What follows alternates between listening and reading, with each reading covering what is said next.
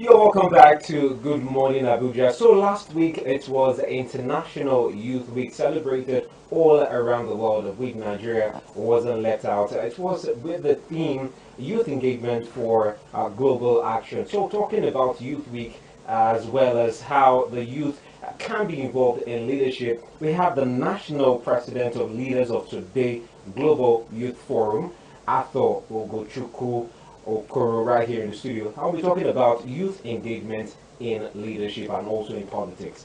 Good morning to you. Good morning. Thank you for having me. Great to have you. So, first off, before we get talking about the youth and leadership, a lot of people have been asking this question: who is a youth? I think let's start from there before we get to other questions. Okay. Youth, definition of youth varies to my own understanding. So some people might see the youth as people from the age of 14 to 35. Some see it as from people from the age of 15 to 29, thereabout. But myself, I'll see youth as people from the age of 15 to 40, thereabout. And then whoever that is youth at heart and has the interest of the youth and wants the youth to prosper, to my own understanding, should be classified as a youth. Okay, so our leaders are also classified as youths, right? Some of them, not all our leaders. Okay. Yes, not all our leaders. Some. Okay, Yes. so being the national president of the leaders of today Global Youth Forum, and it's an NGO Yeah. that deals with the youth. So what do you do as an NGO? Well, Leaders of Today Global Youth Forum is an NGO that focuses their attention on the youth. So we want to reorientate the youth. We want to have a brand new set of youth that will bring about the desired positive change in Nigeria. Our mission, like I said, and then the vision is to raise a brand new crop of youth who will engender the development in the country by ensuring in them trust and confidence required for nation building. Because we understand that one of the challenges facing the youth and why the youth are not being carried along by the present leaders that we have is because they do not trust the youth. So, and when you are not being trusted, so what do? You don't just sit back and say that you're not trusted. You're demoralized. So what you should do is to sit up and prove a point, give a reason why you must be trusted. Okay. So that is one of the major reasons why we form Leaders of Today Global Youth Forum. As an NGO now, what is different from yours, considering that we have a lot of forums, groups, agencies, foundations that are all focusing on the youth? So what is different about your own NGO?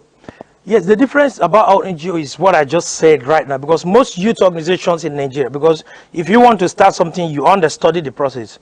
So when we took our process and studied why we are having this problem repeatedly, in every election they will use the youth for political thuggery. After the election they will dump them. So we don't want to be used as political talks again. So most youth organizations focus on, okay, give us power. We want to take power. Give us the power. And if you try one of them, they will act the same way that the present ones are acting. They will go into other things. So is your NGO going to do something about leadership for Yes. It's a pure leadership forum. So we want to focus on reorientating the present youth that we have. First of all, remember they told us that we are leaders of tomorrow. Former President Olusegun Obasanjo made that statement in 1978 that youths are the leaders of tomorrow. So some of us that were born into this country still believe that we are leaders of tomorrow. Tomorrow will never come. And the tomorrow hasn't come. Some of us are even crossing the age of the youth from the various divisions. And to tell you, that is why I don't want to take the other definition of the youth. Because if you take their own, I have crossed it from the age of youth. So the people coming behind us will still believe that they are leaders of tomorrow. And these same leaders will continue to be there, not allowing the youth to take over position.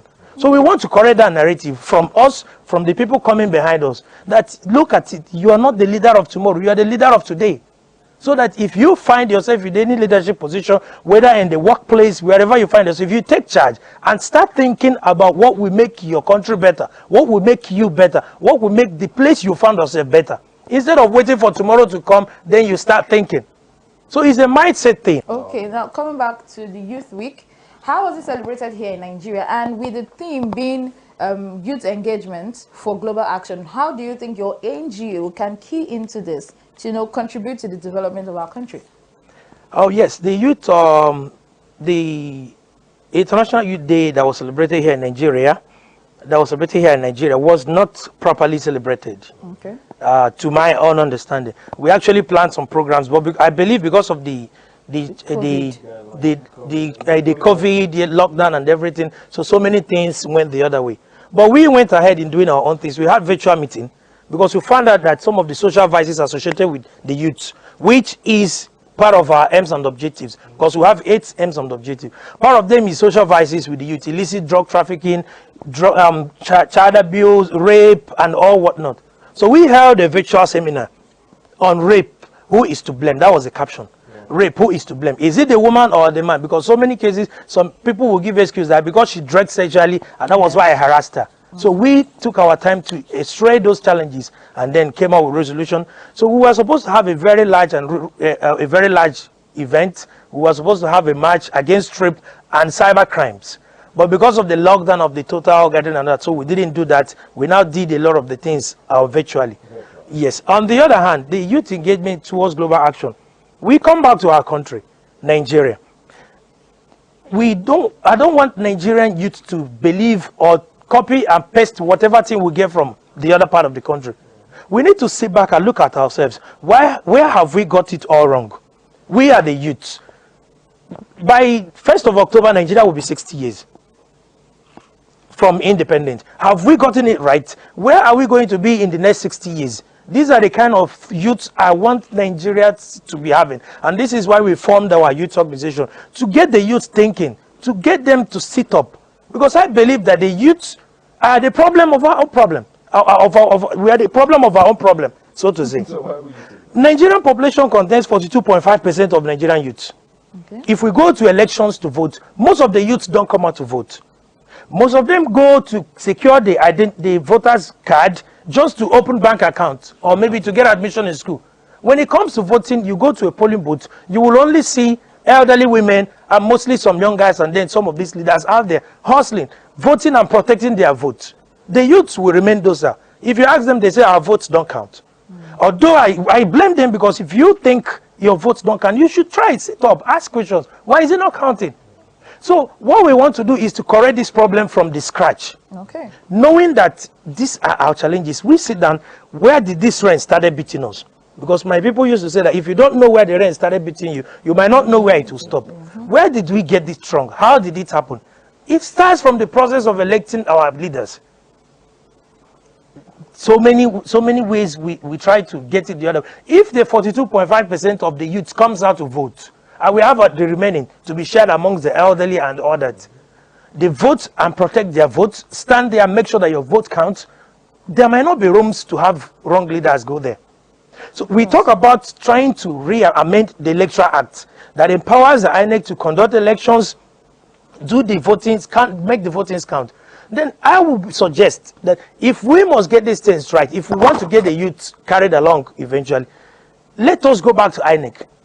You have the power to conduct elections. You sell INEC forms to parties. Parties will not sell at very exorbitant prices to candidates, discouraging the youth who just come out from the university and wants to try, who probably have the qualities that is required to move the nation forward. They can't afford it. What do they now fall down to? So now, you just stated this. Yes. Now, let me just ask you this question quickly. And you said bulk of the problem the youth of today have is because of the youth. Yes. So now you just stated where INEC give forms to political parties. Yes. And these forms are sold at exorbitant rate that even the Nigerian youth can't even afford Yes. in the first place. And now this brings me to the question. So who is this solely the problem of the youth? Yes. It's not solely the problem of the youth, but I put most of the blames on the youth because we have the power, we have the energy, we have the tenacity. So when the youth come out to speak up, we can compel INEC, we can tell INEC, look at what we want. Because most times the youth will leave it and be chasing on important things, to be honest.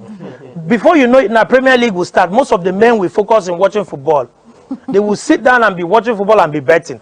The other time they will put up some shows on television. Our women will focus on that and use the money that they don't have to be voting for unimportant things, not asking the right questions. So if we let INEC, we tell them, you are the electoral umpire, let us get these things corrected. Put up a peaceful match. The issue that the problem mainly is, or problem of youth leadership in Nigeria is the system. It's the system, but if you don't speak up, the system thinks that you're comfortable with it. All right. Thank you very much, Mr. Arthur, for coming on the program. I mean, a lot of youths right now will be, gingered Yes. to want to participate I in think I am ginger. various parts of Just watch. development. This is 2020, right? Yes. Watch out for me in the couple. Please, please, everybody has to sit up. It's a clarion call. Yes. Our organization is all welcoming. We need to, somebody must take up this task. That's what I course. tell myself. Of We course. all cannot sit down and watch things go wrong all the time. And thank Somebody you for must. taking that task. Thank Please, you for doing thank that. you. All right, the program is still on and we have so much more for you. But before we go, you need to know that something big is coming. And what is that about? The National Creativity Championship. Stick around to know more.